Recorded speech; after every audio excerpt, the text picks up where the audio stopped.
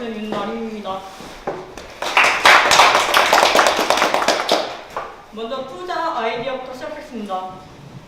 제가 처음 GS 리테일을 접한 것은 GS25라는 편의점 사업입니다. GS25는 모두 흔히 알고 계시는 회사니 설명을 생략하고, 지금 표를 보다시피 성장률이 10%, 매출 성장률이 10%를 계속 넘는 것을 볼 수 있습니다. 두 번째는 GS25가 베트남으로 진출했다는 것입니다. 베트남의 대기업인 손팀과 조인트 벤처라는 것을 맺어가지고 베트남의 호치민에 1호점을 개점한 상태입니다. 조인트 벤처란 가시적 회사를 설립하는 것이 아니라 마치 한 회사처럼 공동 영업을 해 수익과 비용을 공유하는 방식입니다.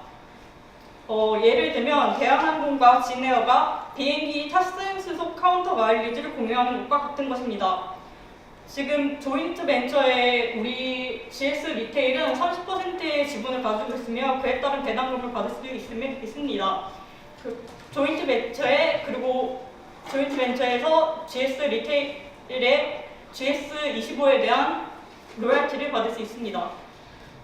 10년 내로 2,500개의 개점을 연다는 계획이 있습니다. 세 번째로 소비 채널의 변화입니다. 1인 가구가 증가함에 따라서 대용량에서 소용량으로 소비자의 선호도가 바뀌었고, 그에 따라 소비 채널도 편의점과 슈퍼마켓의 소비 채널의 증가로 이어지고 있습니다. GS 리테일 분석의 목차를 설명하겠습니다. 기업 분석, 산업 분석, 재무 분석, 투자 포인트, 투자 리스크, 밸류에이션 순서로 진행하겠습니다. 첫 번째 기업 분석입니다. 지금 현재가 39,600원이고 시가총액 3조 492억 원입니다.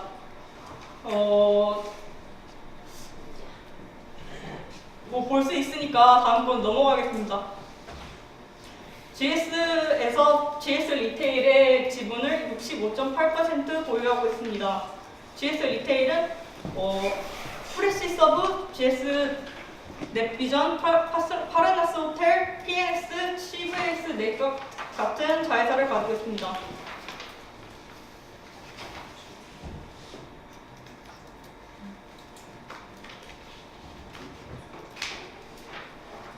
지금 GS 리테일은 GS 외 1인이 65.76%의 지분을 가지고 있으며 국민연금이 5.01%의 지분을 가지고 있고 나머지는 기타입니다.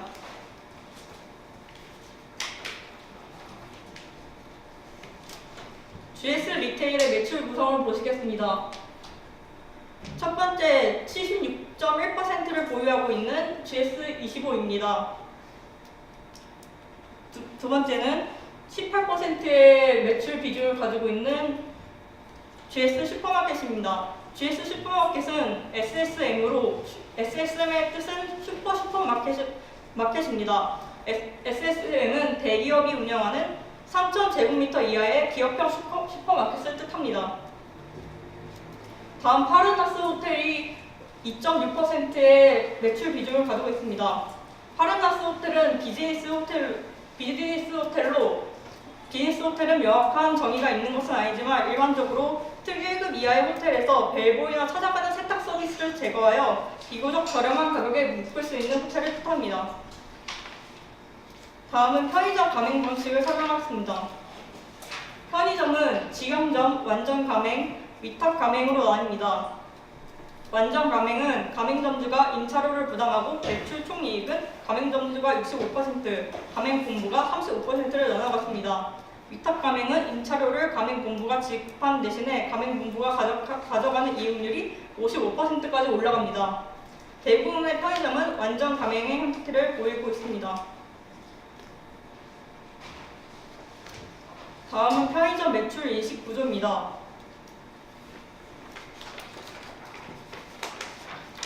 가맹점 매출의 100% 중 30%가 매출 총이익이라 가정할 때 30% 본사는 매출 이익의 30%에 40%인 12%를 로열티 수입으로 나머지 매출 70%를 매출 원가로 인식합니다. 편의점의 매출 비중을 보시겠습니다. 편의점의 주력 상품은 40%가 40%를 담배가 차지하고 있습니다. 담배는 마진율이 높지 않아서 판매 비중을 줄이는 것이 현명합니다. 다음은 가공식품입니다. 가공식품은 빵, 우유, 냉동식품, 연유 등 편의점에서 흔히 볼 수 있는 식품입니다. 제일 중요한 매일 배송 가공식품은 유통기한이 짧은 신선 음식으로 편의점에서 흔히 드시는 도시락과 같은 것이 여기에 꼭 해당됩니다.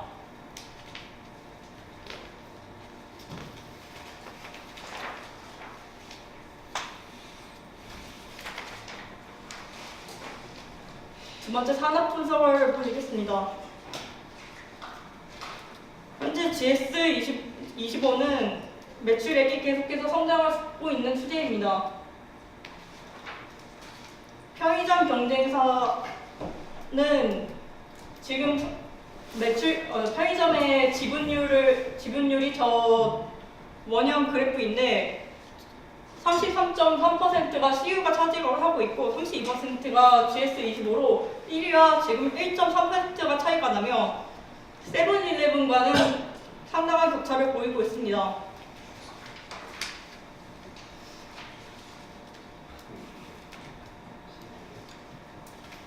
다음은 슈퍼마켓의 산업 분석입니다. 슈퍼마켓은 SSM은 일반적인 슈퍼마켓보다는 크고 대형마트보다는 작은 소매점을 뜻하며 직영점 또는 가맹점 형태의 기업형 슈퍼마켓입니다. 표를 보시다시피 이것은 SSM의 포지셔닝인데 대형마트보다는 물리적 거리가 가깝고 편의점보다는 조금 먼 그런 포지셔닝을 취하고 있습니다.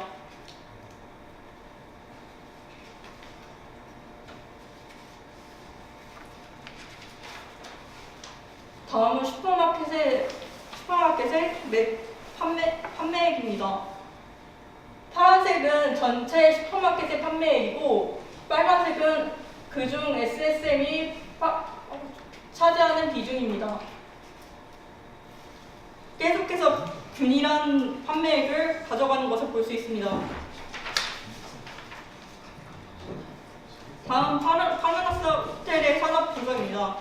현재 파라나스 호텔은 영업이익이 작년 48억에서 120억으로 증가하였고 GS 호텔의 영업비중도 2.7%에서 8.9%로 증가하였습니다. 럭셔리 비즈니스 호텔인 인터컨티넨탈과 비즈니스 호텔인 나인트리로 나뉘어지며 인티컨티넨탈은 럭셔리 비즈니스 호텔로 국제적인 비즈니스 여행객을 타겟으로 하고 있으며 나인트리는 비즈니스 호텔로 합리적인 가격으로 실용적인 서비스를 제공하며 비즈니스 고객과 여행객을 타겟으로 하고 있습니다. 다음 재무 분석입니다. 재무 분석은 다음 발표자분이 하겠습니다.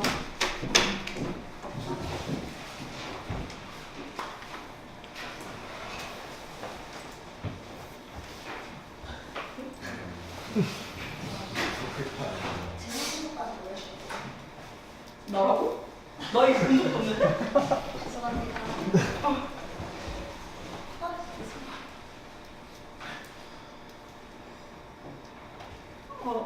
지금 포괄손익계산서의 재무 분석을 보시겠습니다. 매출액이 꾸준히 계속해서 증가하고. 잠시만요. 네. 저희 발표 전 죄송한데 저희가 이제 시간이 다 끝나가지고 좀만 빨리 지금 최대한 진행을 빨리 하고 해주셨으면 있는데. 좋겠거든요. 아니 안 됐으면 나중에 이거는 저희가 볼 테니까 일단 발표부터 듣는 걸로 해서 그럼 지금 밸류에이션으로 진행하겠습니다. 넘어갈까? 밸류에이션 하나만 한 거예요? 투자 포인트, 예, 투자 리스크 일단 그걸로 밸류에이션으로. 듣는 걸로 하겠습니다. 몇 분? 10분. 아직 10분 남았어요. 시간 충분하니까. 다 다음은 투자 리스크, 투자 포인트 밸류에이션에 대해 발표할 지원화입니다. 먼저 투자 리스크를 먼저 살펴보겠습니다. 첫 번째는 최저 시급 인상인데 다들 아시다시피 2018년 최저임금이 16.4% 상승한 7,530원으로 확정되었습니다. 이에 따라 가맹점의 평관비의 가장 높은 비중을 차지하는 인건비 부담이 가중될 것으로 예상됩니다. 다음은 심야 영업 제한안에 대한 것인데요. 최근 공정거래위원회에서는 심야 영업 제한안의 개정안을 제시했습니다. 현행법상으로 2013년에 개정된 것이 있는데 이는 오전 1시에서 6시까지의 심야 시간대에 6개월간 손실이 많은 편의점에 대해서 시간을 단축하는 것인데요. 이번에 나온 편의점 제한안은 오전 12시부터 7시, 오전 1시부터 8시까지 더 많은 시간에 대한 단축을 하는 제한안으로 됐습니다. 이에 대한 문제점으로 야간에는 주간 영업을 위해서 물류 정리 등이 필요한 부분이라 오전 일찍 아침 식사를 위해서 편의점을 찾는 직장인 손님들이 되게 많은 부분이 문제점으로 제시되었는데요. 이에 대한 대안으로 원래 새벽 시간대를 모두 제한하려고 했는데 최근 매출액이 적은 편의점만을 대상으로 기준 완화를 고려 중입니다. 다음으로 국내 시장의 편의점 수의 포화 상태에 대해서 말씀드리겠습니다. 다음은 한국편의점산업협회에서 제공한 국내 편의점 수의 변화 수치인데요. 편의점당 인구수에 주목해서 지표를 확인해 보시면 2010년 3,000명 수준에서 지난해 1,500명 수준으로 떨어졌습니다. 이를 통해서 국내 편의점의 수가 이미 포화 상태에 접어들었다는 것을 알 수 있습니다. 따라서 더 이상 신규 출점으로 시장을 장악하기보다는 다른 대안을 모색해야 할 것입니다. 다음으로 투자 포인트에 대한 설명을 드리겠습니다. 최저시급 인상의 리스크에 대비하여서 인력 운영의 질적 개선 및 시스템 자동화를 통한 업무 효율성 향상을 목적으로 GS 리테일은 5대 핵심 상생 지원 방안을 내놓았습니다. 첫 번째는 당분기 중 최저 수익 보장 금액의 확대 지원입니다. 다음으로 심야 시간 운영 점포 정기료 100% 지원, 매출 활성화 솔루션 구축비에 투자하는 방안을 내세웠고요. 다음으로 모든 브랜드의 편의점 근접 출점을 자제하는 것을 지원하게 되었습니다. 덧붙여서 사회 공익 활동을 확대하는 등 저희 GS 리테일은 가맹점과의 상생 경영 확대를 실행해 나갈 예정입니다.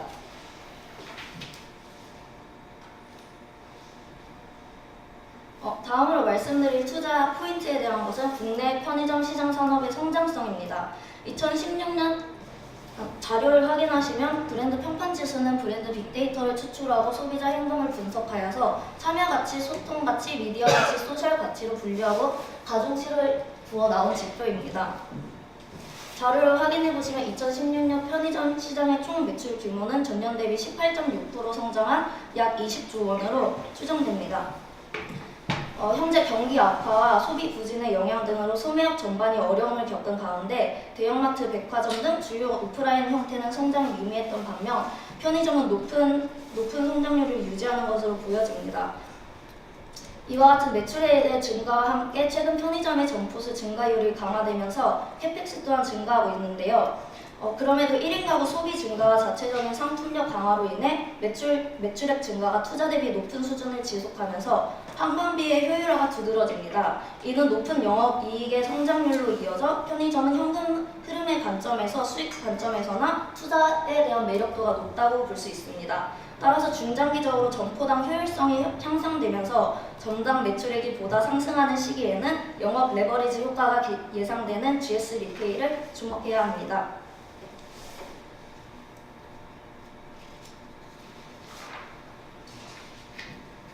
다음으로 베트남 시장의 장기 성장 가능성에 대해 말씀드리겠습니다.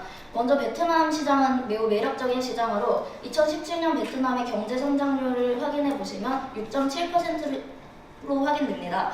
국민의 소비력이 급격히 증가한 것으로 알 수 있는데요. 향후 경기의 성장과 소득 증가에 따라 시장이 크게 발전할 수 있을 것으로 기대되는 지역으로 이미 베트남은 한국의 제3위 교역국에 해당합니다. 또한 베트남의 소비를 관통하는 키워드 CSR, 가성비, 안전, 세련미가 있습니다. 2015년 베트남 정부의 대응이 미흡했던 중부 지역의 어페루 집단 폐사 사건 이후로 베트남 소비자들은 안전에 대한 경계가 극대화되었습니다. 이 사건으로 인해서 자국 식품에 대한 불신이 깊어졌고 동시에 식품류 수입 선호도가 급격하게 상승하였습니다. 특히 한국 제품의 경우 유럽이나 미국에 비해서 저렴한 가격과 중국에 비해 좋은 질을 갖추었기 때문에 갖추었고 한류를 통해 똑똑하다, 세련됐다라는 이미지가 있기 때문에 되게 좋은 부분입니다. 죄송합니다. 다음으로 GS 리테일은 이러한 베트남 현지에서의 좋은 한국의 이미지와 GS 리테일의 부동산 개발에 대한 풍부한 경험을 바탕으로 베트남 시장에 대해 조금 더 쉽게 진입할 수 있을 것입니다. GS 리테일은 2005년부터 부동산 사업으로 먼저 베트남에 진입하였는데요. 편의점 및 슈퍼 등 소매업, 점포 개발 및 운영에 대한 풍부한 경험을 통해 다양한 형태의 신규 입지를 확보하여 사업 기반을 구축하였습니다.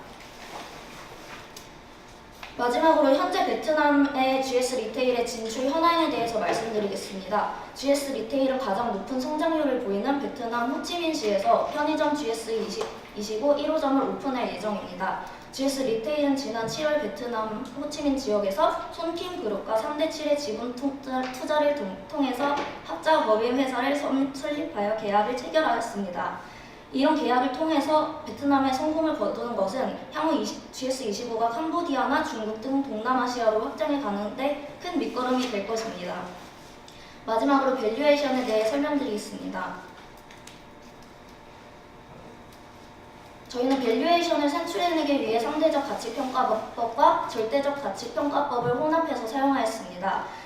현재 EPS의 경우 2017년 예상 EPS와 2018년 예상되는 EPS의 평균을 적용하였고 PER의 경우 GS 리테일과 가장 유사한 산업과 유사한 사업 구조를 보이는 기업인 BGF 리테일과의 평균으로 구했습니다. 미래 현금 흐름의 추정을 위해서 FCF 추정 현금 흐름을 추정을 위해서 정률 성장 방법을 이용하였는데요. 이는 과거 5년 재무제표의 영업이익률 성장률의 평균을 구한 뒤 그 비율로 일정하게 성장한다고 가정한 것입니다. 잉여 현금의 추정은 기업의 연평균 성장률을 적용하여서 계산하였습니다. 표에서 보시는 것과 같이 WACC는 6.95%로 확인됩니다.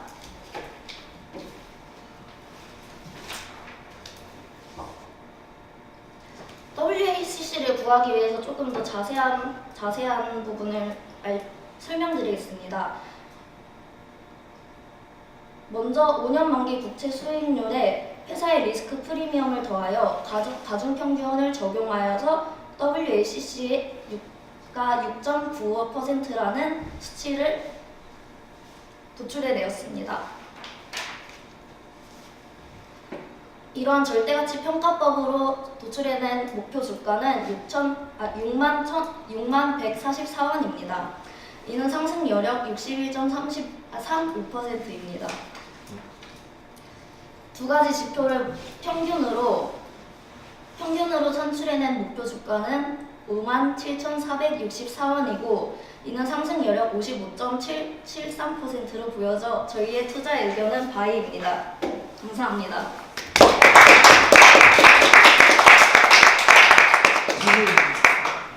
시간 관계상 질문은 1인당 많이 해주시지 마시고 2명만 받겠습니다. 투자 리스크 부분에서요. 네. 세 가지 질문을 말씀해 주셨는데 저는 세 번째에 대해서 묻고 싶습니다. 세 번째가 편의점 포화라고 리스크에 대해서 말씀하셨는데 네. 저도 굉장히 공감하는 부분이에요. 특히 GS나 CU, 특히 세븐일레븐 같은 경우에도 우리나라에 굉장히 많이 있는 걸로 알고 있습니다. 이런 상황에서 GS25C의 경제 무기가 무엇인지 그리고 그 부분에서 아까 설명해 주셨는데 영업이익률이 꾸준하게 상승하고 있고 베트남 시장으로 진출하고 있다라고 말씀하셨는데 이 부분에 대해서는 다른 편의점 업계도 마찬가지라고 생각을 하거든요. 그런 질문을 고려했을 때 특별히 다른 점이나 제가 GS를 살 수밖에 없는 어떤 이유가 있는지 궁금합니다. 일단 GS25는 브랜드 평판에서 2015년 12월부터 현재까지 계속해서 1위를 지켜오고 있습니다. 이것은 한국기업평판연구소에서 한 자료이고요. 그리고 저희는 지금 포화 상태 지금 상태지 않습니까? 근데 BGF 리테일에서 하는 CU는 다 내년에도 계속해서 출전 계획이 있는데 GS25는 출전 계획이 계속해서 제한하려고 있는 추세입니다. 그리고 지금 현재 있는 GS25 점포에서 개당의 매출액을 늘리려고 노력하고 있습니다. 그 부분은 다른 편의점 업계도 마찬가지예요. 그래요. CU는 내년에도 출전 계획이 있는데 저희는 출전 계획을 제한하고 있습니다. 출점은 무슨 말씀이세요? 내년에 GS25를 개점할 계획이 거의 없다는 말씀입니다. 근데 CU는 내년에도 CU를 낼 계획이 있다고 하는 말씀을 드리는 겁니다. 그게 네, 지금 공정이라고 했어요. 네, 지금은 한국 편의점이 포화 상태니까 더 내는 것은 더 편의점 수를 늘려가는 것은 비효율적이며 한 개의 개당 점포의 매출을 늘리는 것이 효율적이라서 저희가 점포를 제한하는 정책을 쓰는 겁니다. 제가 느끼는 바는 편의점이라는 게 네. 근처에 위치하고 네. 제가 사는 집이나 뭐 회사나 학교 근처에 위치한 그리고 어딜 가든 있는 곳이 편의점이어야지 네. 굉장히 좋다라고 생각을 하는데 아까 말씀하신 분처럼 점포 수를 늘리지 않는다면 어떻게 보면 CU나 세븐일레븐에게 더 좋은 점이라고 생각이 드는 하지만 지금도 GS25가 멀리 있어도 GS25가 가지고 있는 김혜자 도시락 같은 도시락을 찾으러 GS25를 들리는 고객이 많이 있습니다. 저희의 브랜드 가치는 거리를 뛰어넘을 수 있는 가치를 가지고 있다고 생각합니다. 네, 그리고 일단 점포수 여기 확인하시면은 저희 CU는 33.3%지만 저희 GS25도 32%로 많은 비중을 차지하고 있습니다. 그래서 저희 이미 시장이 포화된 상태에서 CU는 무리하게 신규 출전을 하려는 것이고 저희는 오히려 그 개당 점포의 효율성 강화를 위해서 투자 포인트에 말씀드렸던 지점장과의 상생 지원 방안 같은 것을 시행하고 있습니다.